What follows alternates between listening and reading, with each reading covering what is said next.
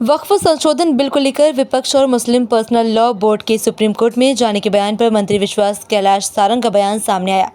सारंग ने अपनी प्रतिक्रिया में कहा कि सभी को अधिकार है, जिसको जहां जाना हो जाए। दिक्कत यह है कि अखिलेश यादव हो या विपक्ष के नेता अल्पसंख्यकों को केवल गुमराह करने की राजनीति कर रहे हैं।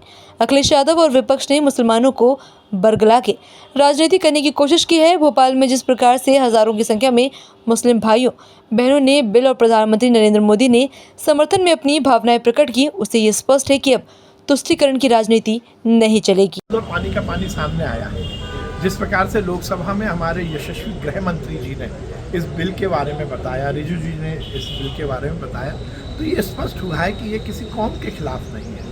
ये व्यवस्था में को सुव्यवस्था में परिवर्तित करने का एक सरकार का बहुत ही सार्थक और सकारात्मक प्रयास है।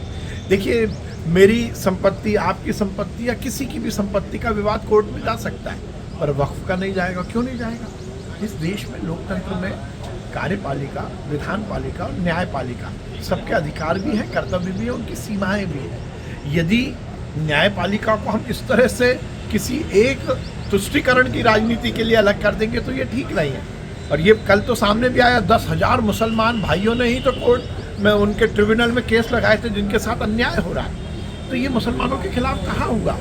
अब यदि आप केवल, आपकी राजनीति खत्म हो रही है, आपकी बेजा संपत्ति जिस पर आपने वक्फ की संपत्ति पर कब्जा किया है वो इधर उधर हो रही है, तो आपके पेट में दर्द हो रहा है। ओवैसी जी ने कल जो हरकत की, क्या वो संवैधानिक है?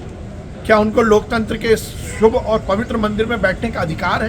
क्या वो ये मानते हैं कि ये पाकिस्तान है? ऐसी हरकतें तो पाकिस्तान में होती। आपने बिल की प्रति फाड़ दी।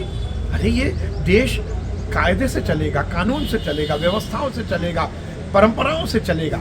ये सदन कोई मछली घर नहीं है। जिस प्रकार से आपने अपनी कुंठा को दिखाने के लिए और अपनी राजनीति की रोटी सेकने के लिए बिल की प्रति फाड़ दी, तो शर्म आती है। मुझे लगता है कि इस तरह से ये सुनिश्चित हुआ। अच्छा, प्रियंका जी कहाँ हैं? कहाँ है राहुल जी?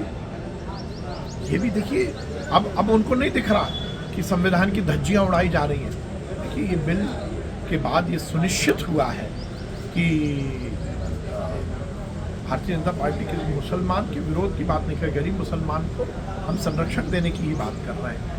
अब आगे आए ना लोग, क्यों इस तरह की बातें कर रहे हैं? नेपाल के मुस्लिम भाई और बहनों ने इतिहास रचा है। जिस प्रकार से हजारों की संख्या में मुस्लिम बहन और भाई आगे आए और उन्होंने इस बिल के समर्थन में पटाखे चलाए, आतिशबाजी चलाई, ढोल बजाए, मोदी जी के समर्थन में नारे लगाए, तो ये सुनिश्चित है कि जिस मुसलमान भाई बहन ने ये परिवर्तन के बिल को पढ़ा है, उसके बारे में ज्ञान लिया है, उसने समझा है कि ये अच्छा बिल है, किसी के खिलाफ नहीं है। जो तो एक है सब। और फिर मैं कहूँगा ना, किसी कौम के खिलाफ नहीं, कौम के गरीब को संरक्षण देने वाला कानून है, तो कौन खिलाफत करेगा?